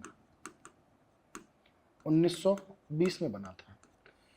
इस मारवाड़ सेवा संघ के द्वारा जमनालाल जो जयनारायण व्यास थे, जयनारायण व्यास की इसमें महत्वपूर्ण भूमिका थी मारवाड़ सेवा संघ में। और मारवाड़ क्षेत्र में राजनीतिक जागृति जगाने वाला पहला व्यक्ति जयनारायण व्यास था, मारवाड़ का गांधी। मारवाड़ सेवा संघ के द्वारा मारवाड़ क्षेत्र में एक आंदोलन चलाया गया जिसका नाम था तोल आंदोलन, या हम कह सकते हैं याद रखने के लिए मापतोल आंदोलन। मापतोल आंदोलन क्यों चलाया गया? तो मापतोल आंदोलन इसलिए चलाया गया कि उस समय किलो वाला तो मामला था ही नहीं, ठीक है। तो एक शेर में 100 तोड़े हुआ करते थे राजस्थान में। ये राजस्थान की माप की इकाइयां हैं। एक शेर हुआ करता था और एक शेर में 100 तोले हुआ करते थे। पहले आपने गांव के आसपास भी सुना होगा कि इतने तोले का है, इतने शेर का है, तो एक शेर में 100 तोले हुआ करते थे। लेकिन अंग्रेजों का शासन जब यहां रहा तो अंग्रेजों ने क्या किया कि साहब एक शेर के अंदर 100 तोले केवल राजस्थान में होते हैं। अंग्रेजों वाला जो भारत है जहां पर अंग्रेजों का शासन है वहां पर तो 80 तोले होते हैं। तो इन्होंने 100 तोले की जगह घटाकर कर दिया 80 तोले। इस बात को लेकर वहां के किसानों ने आंदोलन किया और यह मारवाड़ क्षेत्र का पहला किसान आंदोलन था और पहला सफल भी रहा। तो यह आंदोलन इसके द्वारा चलाया गया। मारवाड़ सेवा संघ बाद में अपनी लोकप्रियता खो चुकी थी, इसलिए मारवाड़ सेवा संघ को जो है ना यह नाम बदलकर कर दिया गया फिर आपके बाद में मारवाड़ हितकारिणी सभा जयनारायण व्यास के द्वारा। और जयनारायण व्यास ने इसका अध्यक्ष बनाया इस बार चांदमल सुराणा को, ठीक है। इस मारवाड़ हितकारिणी सभा के द्वारा भी एक आंदोलन चलाया गया था, मादा पशुओं की नियति से संबंधित आंदोलन। मारवाड़ में जो मादा पशु थे उन मादा पशुओं को राज्य के बाहर भेजा जाता था, अंग्रेजों को बेच दिया जाता था। इससे क्या होता था, इससे मारवाड़ का जो महाराजा था उसको रेवेन्यू मिल रहा था। अगर पशुओं को बाहर भेजा जाएगा तो अंग्रेज बड़ी कीमत पर बड़ा पैसा देते थे इनको खरीदने के लिए। तो मारवाड़ के दुधारू पशुओं को मारवाड़ में ही रोकने के लिए मारवाड़ हितकारिणी सभा के नेतृत्व में 1923 में एक आंदोलन चलाया गया मादा पशुओं की नियति को रोकने के लिए। तो ये चांदमल सुराणा इसके अध्यक्ष हुआ करते थे। बाद में ये छोटे छोटे संगठन मारवाड़ में बने। एक संगठन और आएगा, जैसे मारवाड़ सेवा संघ आ गया, उसका अब नाम बदलकर मारवाड़ हितकारिणी सभा कर दिया। जब इसको थोड़ा बहुत इसका प्रचार डाउन होगा, जब इसकी लोकप्रियता थोड़ी बहुत घटेगी, तब एक नया संगठन 1931 में बनेगा मारवाड़ यूथ लीग के नाम से, जयनारायण व्यास ही बनाएंगे उसको भी। और इन सभी संगठनों को मिला के बाद में एक संगठन बनाया जाएगा मारवाड़ प्रजामंडल 1934 में। ठीक है, तो ये क्रम इनका रहता है। अगला है राजपूताना मध्य भारत सभा। देखो साहब, ये एक बहुत बड़ा संगठन था, क्योंकि इस समय राजस्थान के जो क्रांतिकारी थे वो गांधी जी के संपर्क में आ चुके थे, राष्ट्रीय आंदोलन के संपर्क में आ चुके थे, और राजस्थान के कई युवा नेता इन राष्ट्रीय आंदोलनकारियों के संपर्क में आने से राजस्थान में भी एक नई शुरुआत आंदोलनों की करना चाहते थे। इसलिए इनके द्वारा राजपूताना मध्य भारत सभा, भाई राजपूताना का मतलब है राजस्थान वाला एरिया। ठीक है, मैं एक बार बता देता हूं आपको।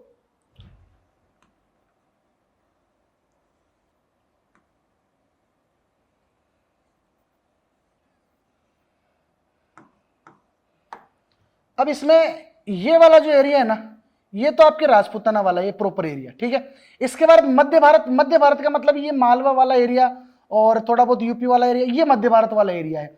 तो राजपूताना को शामिल करते हुए, इस मध्य भारत को शामिल करते हुए एक संगठन बनाया गया, राजपूताना मध्य भारत सभा। ठीक है, कि अंग्रेजों के सामने आवाज रखने के लिए हम एक संगठन बना रहे हैं, उसका नाम है राजपूताना मध्य भारत सभा। ये 1918 में बना, इंपोर्टेंट है, और एग्जाम में आने की दृष्टि से सबसे ज्यादा इंपोर्टेंट संगठन अगर कोई है तो वो है राजपूताना मध्य भारत सभा। केसरी सिंह बारट, गणेश शंकर विद्यार्थी और अर्जुन लाल सेठी, तीनों क्रांतिकारी हैं, तो ये भी एक क्रांतिकारी संगठन बना। ठीक है, कानपुर में इसका जो है वो मुख्यालय रखा गया। राजपूताना मध्य भारत सभा बनी कहां थी, स्टार्ट कहां हुई, उसके देखो आप पहले। ये दिल्ली के चांदनी चौक में मारवाड़ी पुस्तकालय था। इस मारवाड़ी पुस्तकालय में इसकी शुरुआत हुई।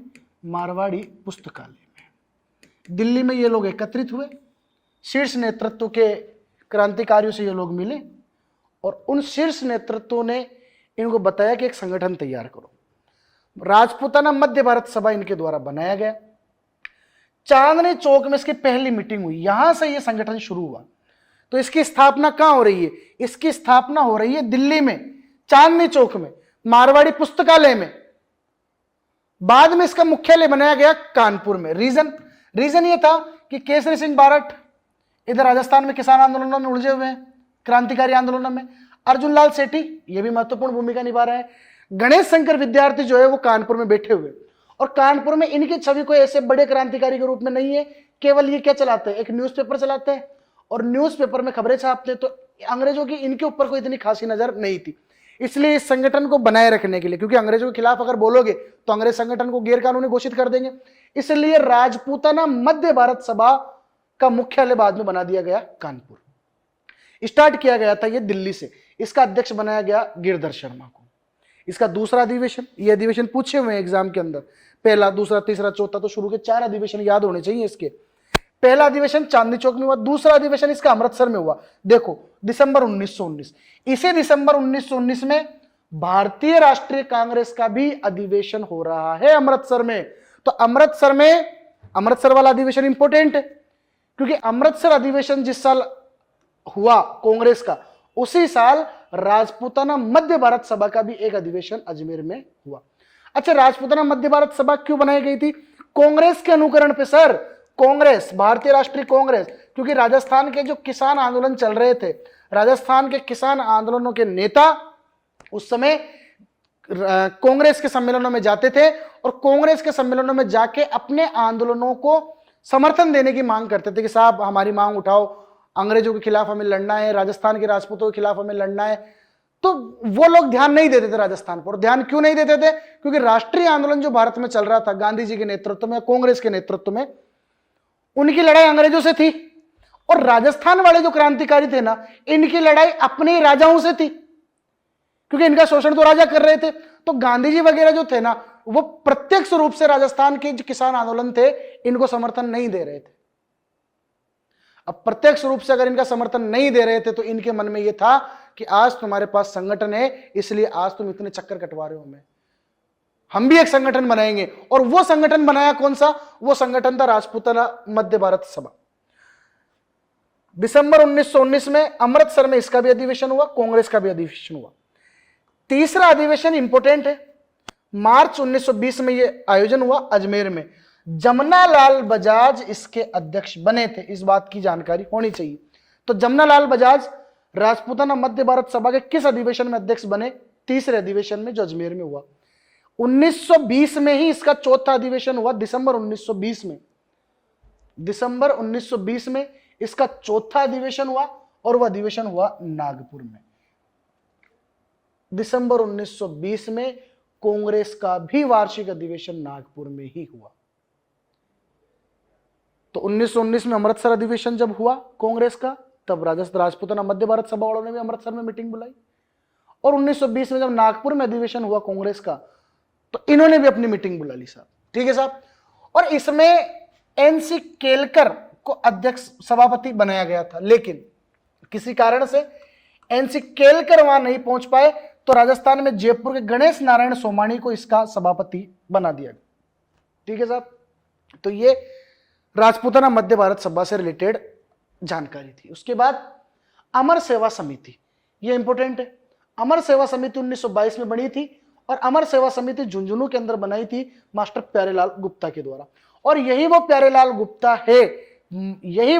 गुप्ता है साथियों, जिनका एग्जाम में कई बार प्रश्न आता है कि राजस्थान में चिड़ावा का गांधी किसे कहा जाता है? तो चिड़ावा का जो गांधी है ना, वो चिड़ावा का गांधी मास्टर प्यारेलाल को कहा जाता है, प्यारेलाल गुप्ता, जो झुंझुनू चिड़ावा के रहने वाले थे। और अमर सेवा समिति के नाम से इन्होंने अपना संगठन जो है वो तैयार किया था। अगला संगठन जो है वो है आपका चरखा संघ। राजस्थान में चरखा संघ, जयपुर रियासत के, जयपुर के प्रजामंडल आंदोलन जब चल रहे थे, तो जमनालाल बजाज के द्वारा यह चरखा संघ स्थापित किया गया था। चरखा संघ क्यों स्थापित किया गया? क्योंकि इस समय गांधी जी जो है ना, वो अपने रचनात्मक कार्यों में लगे हुए हैं। गांधी जी की जो नीति थी ना, गांधी जी की जो नीति थी वो थी संघर्ष, विराम और संघर्ष। और गांधी जी से बहुत ज्यादा प्रभावित थे आपके जमनालाल बजाज। जमनालाल बजाज को गांधी जी का पांचवा पुत्र भी कहा जाता है। संघर्ष करो, लेकिन आप कंटिन्यू संघर्ष नहीं कर सकते, मानवीय स्वभाव है, आपको थकान होगी। लगातार किसी के खिलाफ संघर्ष करोगे तो हो सकता है वो आपका दमन कर दे, इसलिए बीच में विराम करो और फिर शक्ति जुटाकर वापस संघर्ष करना शुरू कर दो।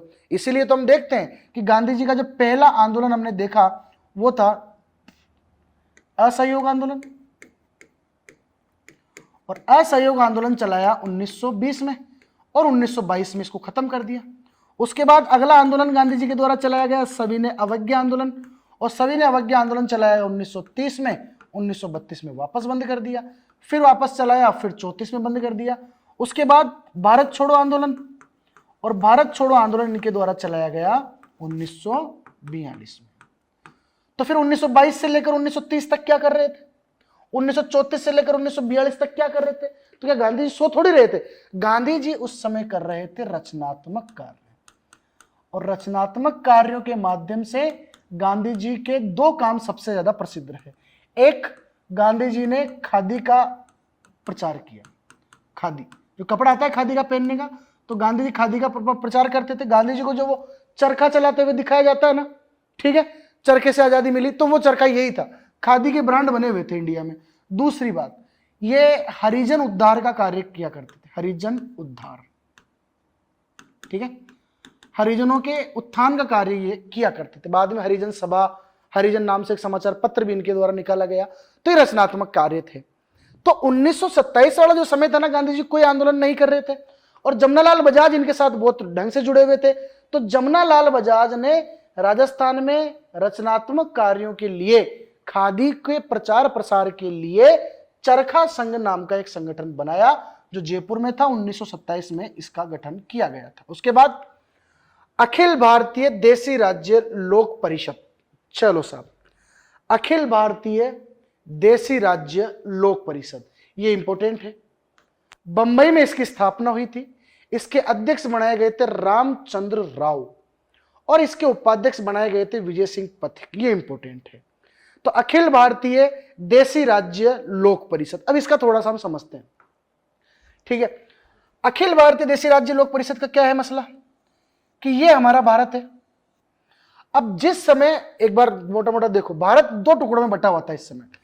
एक वो भारत जहां पर अंग्रेजों का सीधा अधिकार था, उसका नाम था ब्रिटिश इंडिया, ब्रिटिश भारत, जहां पर अंग्रेजों का सीधा अधिकार था। एक दूसरा भारत है जिसे कहा जाता है देसी रियासतें, यहां पर अंग्रेजों का शासन नहीं है, शासन है तो अप्रत्यक्ष रूप से है। भारत दो भागों में बटा हुआ था उस समय, एक है आपका ब्रिटिश इंडिया जहां पर अंग्रेजों का सीधा अधिकार था, एक है आपका देसी रियासतें। ठीक है, कांग्रेस जो आंदोलन चला रही थी ना, वो कांग्रेस चला रही थी आंदोलन ब्रिटिश इंडिया में, और ब्रिटिश इंडिया में किसके खिलाफ चला रही थी? तो ब्रिटिशर्स के खिलाफ, अंग्रेजों के खिलाफ। ठीक है, इनको देसी रियासतों से कोई लेना देना नहीं था कांग्रेस वालों को। तो देसी रियासतों के अंदर तानाशाही किसकी चल रही है? तो वहां के शासक वर्ग की चल रही है, या वहां के जो प्रशासक है, कोई मंत्री है, कोई राजस्व अधिकारी, उनकी चल रही है। इनसे जनता परेशान है। अब जनता कांग्रेस के पास जाए और कांग्रेस से विनती करे कि आप आओ और इन राजा महाराजाओं को समझाओ। उधर से गांधी जी कह दें कि हम आज आए ना कल आए, हमारी लड़ाई अंग्रेजों से है, राजा अपने घर के ही हैं, कभी भी कान पकड़ के समझा देंगे। एक बार अंग्रेजों को भारत से भगा दे, भारत से भगाने के बाद हमारे पास खूब टाइम मिलेगा, राजा है अपने वाले हैं, अपने कान पकड़ के समझा देंगे। लेकिन जनता उतावली हुई और जनता ने कहा कि नहीं, तुम हमारा साथ नहीं दोगे, कोई बात नहीं है, हम अपना संगठन बना लेंगे। इसलिए एक संगठन बनाया अखिल भारतीय, देखो आप, अखिल भारतीय देसी राज्य लोक परिषद, क्योंकि देसी राज्यों के अंदर चलाया जा रहा था। ब्रिटिश भारत में तो कांग्रेस नेतृत्व कर रही थी, इधर राजाओं के खिलाफ लड़ने के लिए देसी भारत के अंदर भी तो संगठन होना चाहिए। लोक परिषद बनाया किसने? जनता ने। तो लोक और परिषद मतलब एक संगठन 1927 से बनाता ये देसी राज्य लोक परिषद, बंबई के अंदर बनाया। फिर अगले साल इसकी एक विंग खोली गई, क्योंकि ये तो पूरे भारत में काम कर रहा था। एक विंग राजपूताना और मध्य भारत वाले एरिया में खोली गई, अजमेर में इसका सम्मेलन किया गया और राम नारायण चौधरी को इसका सचिव बना दिया गया। तो अखिल भारतीय देसी राज्य लोक परिषद जो 1927 में बंबई में स्थापित की गई थी, उसकी एक विंग राजपूताना और मध्य भारत के लिए बनाई गई और राम नारायण चौधरी के नेतृत्व में अजमेर में स्थापित की। ठीक है, तो ये अखिल भारतीय देसी राज्य लोक परिषद। साथियों, जब राजस्थान में प्रजामंडल आंदोलन पढ़ेंगे तो प्रजामंडल आंदोलनों में भी दो संगठन आपके बार बार आएंगे।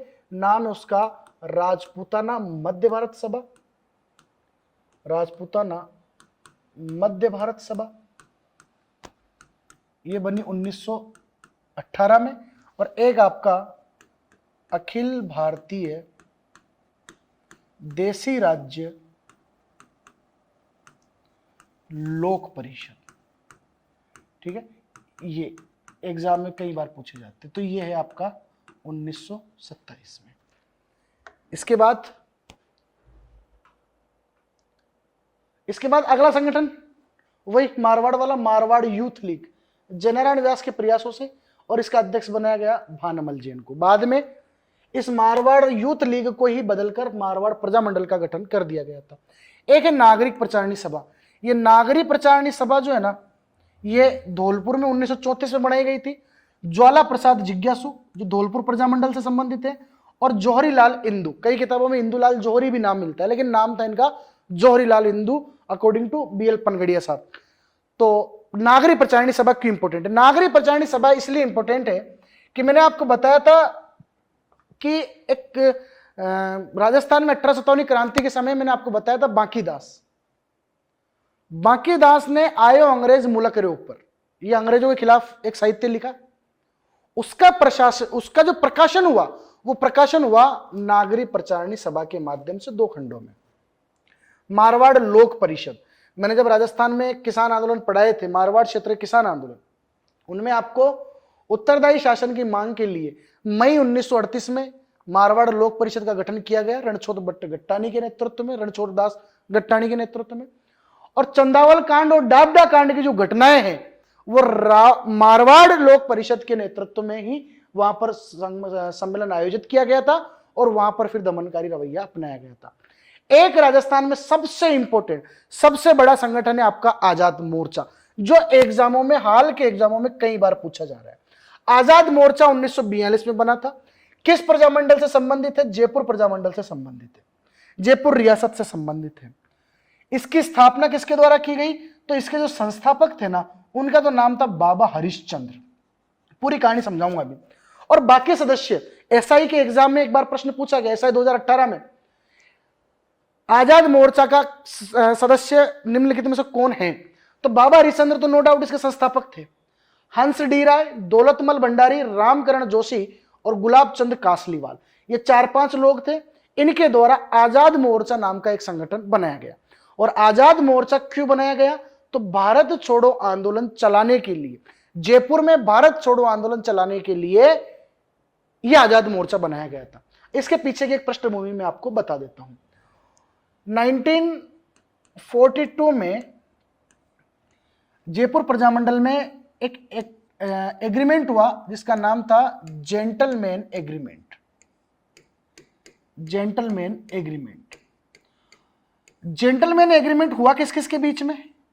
तो ये एग्रीमेंट हुआ जयपुर के, उस समय जो जयपुर प्रजामंडल के अध्यक्ष थे, नाम था उनका हीरालाल शास्त्री। 1940 में बन गए थे हीरालाल शास्त्री जी अध्यक्ष। हीरालाल शास्त्री और जयपुर के जो प्रधानमंत्री थे सर मिर्जा इस्माइल, इनका नाम एक बार पहले भी आ चुका है, मिर्जा इस्माइल। एमआई रोड जो है ना जयपुर में, वो इन्हीं के नाम पे है, मिर्जा इस्माइल के नाम पे। हीरालाल शास्त्री और मिर्जा इस्माइल के बीच में एक पैक्ट हुआ, एग्रीमेंट हुआ, एक समझौता हुआ, जो है आपका जेंटलमैन एग्रीमेंट। इस जेंटलमैन एग्रीमेंट में क्या डिसीजन लिया गया? इस जेंटलमैन एग्रीमेंट में मिर्जा इस्माइल ने या जयपुर सरकार ने यह प्रस्ताव रखा प्रजामंडल के सामने कि यहां पर जो गांधी जी के द्वारा इस समय आंदोलन चलाया जा रहा है, क्विट इंडिया मूवमेंट, भारत छोड़ो आंदोलन, भारत छोड़ो आंदोलन, ये भारत छोड़ो आंदोलन को जयपुर प्रजामंडल के द्वारा समर्थन नहीं किया जाएगा। अगर किसी भी प्रकार की जनहानि हुई, किसी भी प्रकार की हानि हुई, लॉ एंड ऑर्डर खराब हुआ, तो आपके प्रजामंडल को बैन कर दिया जाएगा। आप किसी भी तरीके से, प्रत्यक्ष या अप्रत्यक्ष तरीके से भारत छोड़ो आंदोलन में जयपुर में नहीं चलाओगे और नई क्रांतिकारियों को समर्थन दोगे। अगर ऐसा हुआ, लॉ एंड ऑर्डर खराब हुआ, तो यह मान लेना प्रजामंडल खत्म है आपका। हीरालाल शास्त्री को इस बात के लिए मनवा लिया। हीरालाल शास्त्री ने इस जेंटलमैन एग्रीमेंट पर साइन कर दिए। इससे क्या हुआ? इससे यह हुआ कि जयपुर प्रजामंडल में जो उग्र नव युवक थे, नए जो लड़के थे, नाम है बाबा हरिश्चंद्र, नाम है हंस डी राय, दौलतमल भंडारी, रामकरण जोशी, गुलाब चंद कासलीवाल, इन लोगों ने कहा क्यों नहीं चलाएंगे? ऐसे की तैसी तुम्हारे जेंटलमैन एग्रीमेंट की, भारत छोड़ो आंदोलन चलेगा, अंग्रेजों को भी भगाएंगे और यहां के जो राजा महाराजा अंग्रेजों का साथ दे रहे हैं उनको भी कूटेंगे। तो इस उद्देश्य से आजाद मोर्चा का गठन किया गया था जयपुर प्रजामंडल के दौरान। ठीक है साथियों, तो ये कुछ संगठन थे, इनके बारे में हमने आज चर्चा की। तो राजस्थान में जन जागृति फैलाने में जिनकी महत्वपूर्ण भूमिका रही, उनमें एक मैंने आपको बताया, एक आपके आर्य समाज और दयानंद सरस्वती की भूमिका, वो हमने देखी। उसके बाद कांग्रेस से प्रभावित होकर किस प्रकार राजस्थान में अजमेर में कांग्रेस की स्थापना की गई। उसके बाद समाचार पत्रों की क्या भूमिका रही, न्यूज़पेपर्स। इसके बाद जो पॉलिटिकल इंस्टीट्यूशंस थे, पॉलिटिकल इंस्टीट्यूशन, राजनीतिक संगठन, इनकी क्या भूमिका रही, इसके संदर्भ में भी हमने इस वीडियो में देखा। बाकी राजस्थान में जो क्रांतिकारी थे, ठीक है, उन क्रांतिकारियों के बारे में भी हम नेक्स्ट क्लास में देख लेंगे। और क्रांतिकारियों में आपको मैं बता दूं, एक तो आपके अर्जुन लाल सेठी, इसके बाद केसरी सिंह बारेट, जिनके बारे में हमें पढ़ना है, एक माणिक्यलाल वर्मा, एक विजय सिंह पथिक, एक पूरा बारेट परिवार, एक केसरी सिंह बारेट का जो परिवार है ये पढ़ना है, जयनारायण व्यास, जमनालाल बजाज, इन सब के बारे में हम एक अलग से वीडियो बनाएंगे। उससे पहले हमारा जो सिलेबस है पहले उसको कवर करने की कोशिश करेंगे। आज ये वाले वीडियो की एज सच कोई जरूरत नहीं थी, क्योंकि 1857 क्रांति और किसान और जनजाति आंदोलन के बाद सीधा प्रजामंडल आंदोलन और उसके बाद एकीकरण और राजस्थान का इतिहास समाप्त।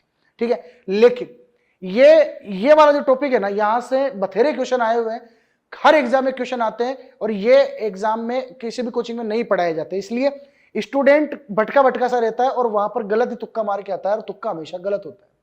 इसलिए ये वाला जो मैटर है इसको आप पढ़ के जाएं, इतना ही पढ़ रहे हैं ना, ये वाला और पढ़ लें। ठीक है, तो क्वेश्चन अपना गलत नहीं होगा। और जो संगठन है, ये जितने भी संगठन आए ना, ये आपके आगे अगला जो टॉपिक है अपना प्रजामंडल आंदोलन, उन प्रजामंडल आंदोलनों में इनके बारे में फिर मैं ज्यादा नहीं बताऊंगा। मैंने आपको यहाँ बता दिया, मेरा यही उद्देश्य था कि प्रजामंडल आंदोलनों में ज्यादा खींचड़ी करने से कोई मतलब नहीं है, इजी वे में आपको समझा दिया जाए। क्योंकि प्रजामंडल अगर पढ़ने लगे ना तो 50-50 साल की घटनाएं, 50-50 साल की कहानियां वहां सुनने को मिलती है, 50 नाम एक ही प्रजामंडल में देखने को मिलते हैं, तो वहां पर थोड़ा बोरिंग हो जाता है। प्रजामंडलों के अंदर जो संगठन बनेंगे, यही संगठन प्रजामंडल बन जाएंगे। मतलब स्टार्टिंग में राजनीतिक और सामाजिक अधिकार लेने के लिए और उत्तरदायी शासन की मांग के लिए संगठन बनाए गए, इन्हीं संगठनों को प्रजामंडलों का नाम दे दिया गया। तो प्रजामंडल आंदोलन के अंदर ये जितने भी संगठन है ना, ये सारे संगठन अपन पढ़ लेंगे। तब तक के लिए जय हिंद, राम राम सा।